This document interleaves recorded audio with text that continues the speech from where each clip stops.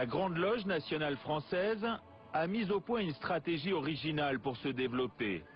Elle crée des nouvelles loges partout à l'étranger, et notamment dans les pays africains. Nous sommes très fiers de ce qu'ils font en Afrique. Nous initions des frères africains avec cette volonté, mais une volonté absolue et inébranlable, de leur permettre de réaliser leur propre cadre maçonnique. Et aujourd'hui, ce sont des grandes loges régulières et souveraines, au même titre que ces États sont souverains.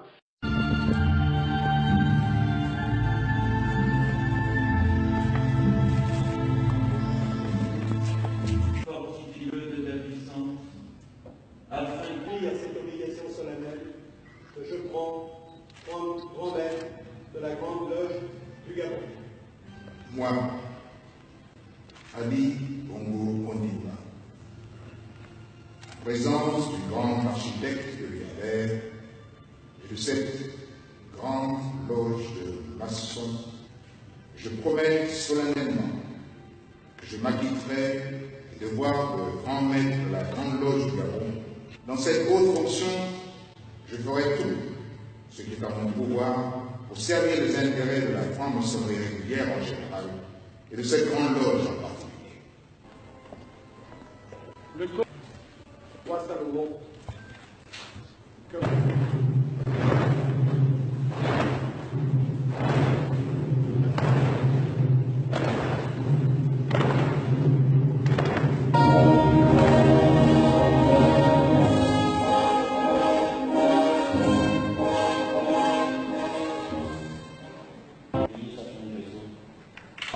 Moi, Denis Sassou Nguesso, en présence du grand architecte de l'univers et de cette grande loge de maçons, je m'acquitterai des devoirs de grand maître de la Grande Loge du Congo. Je ferai tout ce qui est en mon pouvoir pour servir les intérêts de la franc-maçonnerie régulière en général et de cette grande loge en particulier. Alors pourquoi ces contacts avec l'Afrique? Ces relations ont-elles seulement pour objectif une fraternisation internationale sur fond de spiritualité et de philosophie? François Stéphanie nous laisse filmer une rencontre avec les représentants de plusieurs obédiences africaines. La cérémonie se déroule dans les salons feutrés d'un grand hôtel parisien. À cette occasion, les différents dignitaires apportent à François Stéphanie des messages de paix de leur pays. Là, c'est le représentant de la Grande Loge du Burkina Faso qui apporte une enveloppe.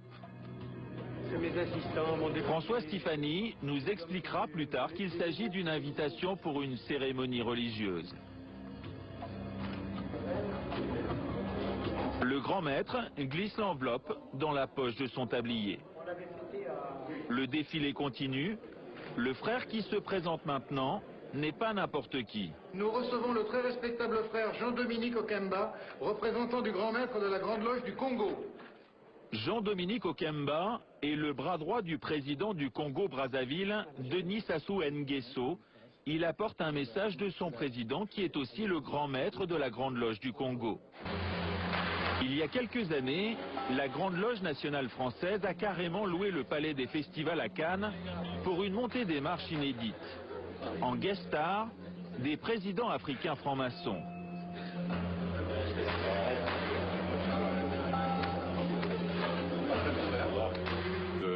C'est le président Omar Bongo du Gabon. Un grand maître de la Grande Loge du Gabon. Et ça, c'est le président Denis Sassou Nguesso du Congo. Ici, c'est Jean-Dominique Okemba, qui est, on l'appelle un peu le vice-président et qui est le patron des services secrets du Congo.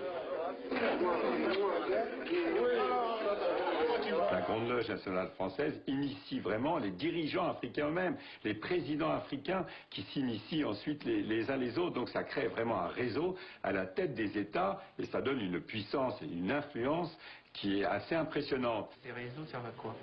C'est en fait, tu me protèges, je te protège. Lorsqu'il y a des contrats, si tu es frère, un fils de lumière, ou si tu es dans une loge, ou si tu es dans mon obédience, si tu es un frère, tu auras le contrat. Donc si vous voulez, je n'ai pas peur de donner les noms. La Grande Loge nationale française, qui est la franc-maçonnerie la plus à droite, essentiellement, mais beaucoup plus. Aujourd'hui, tous les chefs d'État africains, france-africains, appartiennent à la GNF. Tous. Tous les dictateurs. Oui, tout à fait. Mais ils sont tous passés à la GLNF.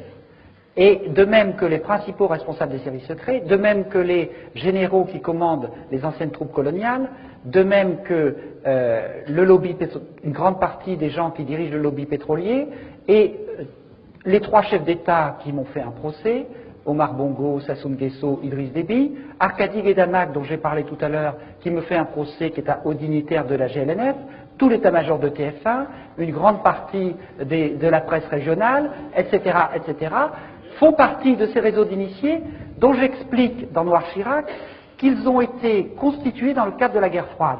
C'est-à-dire que quand il a fallu mettre en place des moyens de combattre le risque soviétique, il y a eu un service secret dans le service secret de la CIA qui s'est créé et qui a décidé de créer une sorte de chevalerie.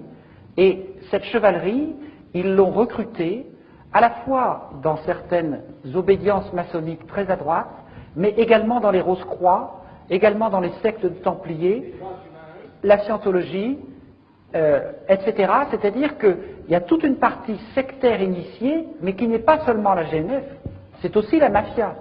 La guerre froide s'est faite avec la mafia, que ce soit la mafia italienne ou la mafia corse. Et la mafia corse, on lui a attribué des fiefs en Afrique. Et il est en train de vouloir revenir en Corse.